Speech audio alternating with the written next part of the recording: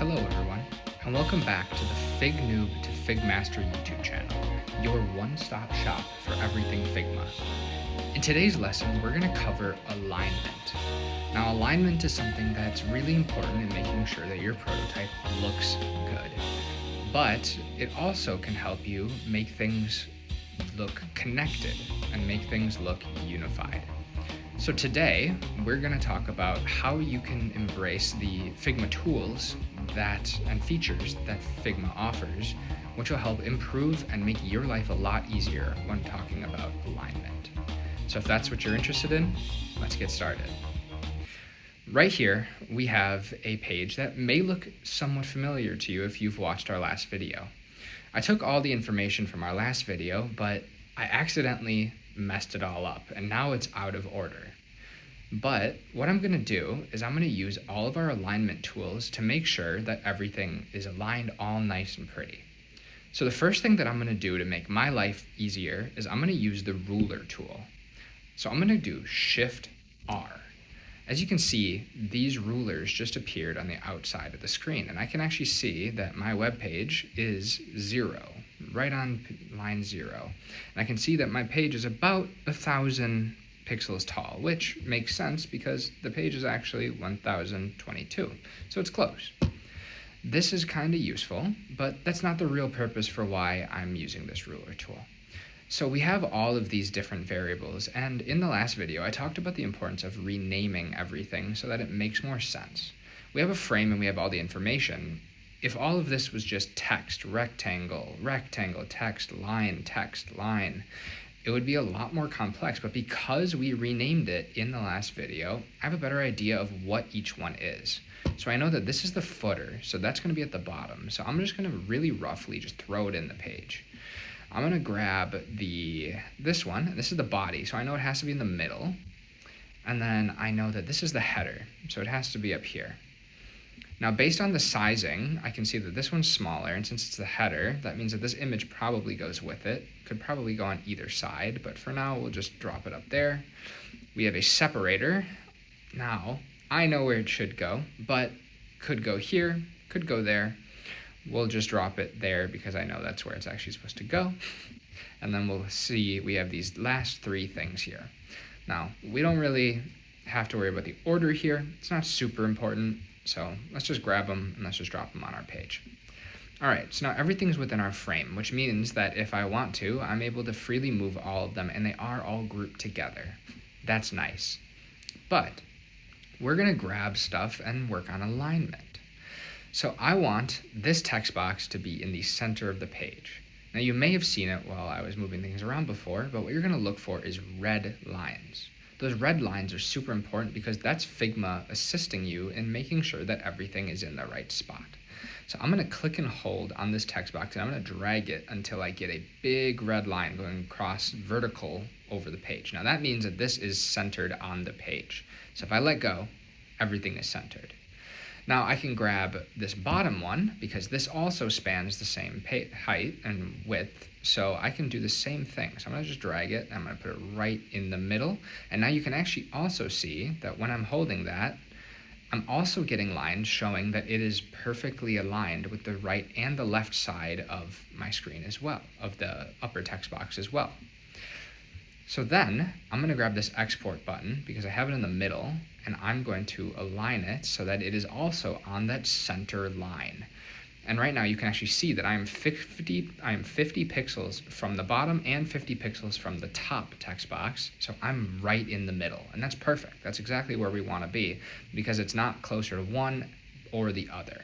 That way it's not showing a relationship to one versus the other. It's its own thing. So I'm going to leave it right in the middle at 50-50. Now this is kind of going to be our base. This is what everything's going to be built around. So I'm going to grab this and I'm going to make sure that it is aligned right there. So now it is still 50-50 and it is aligned with our export box. But I'm going to drag it to the left a little bit, make sure to stay aligned, and now I'm going to match it with that left side. So it is all now in a perfect line going down the page. But it is also aligned here.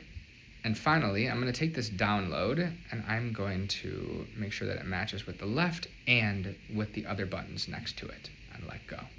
So now it is not only horizontally aligned, but it is also vertically aligned. And if I want to be absolutely sure, what you can do is you can come over to these rulers that we added, and you can click and hold and drag out, and you get this big red line. And now I can see everything is aligned right there on that right side, on that left side. And I'm gonna do the same thing over here, and I'm gonna align it. And I can see that it is that the edge of this text box is right on that red line, but so is my button, and so is this text box. Now, perfect, everything is aligned in the bottom. Another fun tool that you can use is you can use the option button. So what I'm gonna do is I'm gonna come over to here to export, I'm gonna click on it, and I'm gonna hold option. Now I can see that I'm 33 pixels away from copy, and I can see that I'm also 33 pixels away from download. Now this is really important if you wanna make sure that spacing is all even. I can also see that I'm 50 pixels away up here and 50 pixels away from the bottom. So now everything is very even, it's all right in between our lines, so everything is perfect.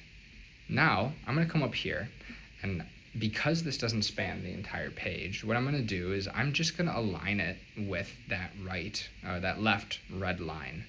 That way at least I have some idea of where it should go. And I'm gonna grab this picture, and I'm gonna do the same, but with the right line. And I'm gonna use that top red line to be sort of our marker for where all the alignment horizontally should be. And then the last piece is just this separator, and I'm just gonna make sure that it is right in the center, but I can see that it's not quite reaching our edge. So I'm 1 pixel away on the right side, and I am no pixels away on the left side. So all I gotta do is increase the width by 1. So I'm gonna come over here and I'm just gonna change it to 684. And now you can see it's right on that line. So I'm gonna use the option key again, and I'm gonna see that I'm 42 pixels away from the top of the middle, the body paragraph, and I'm 14 away from this one.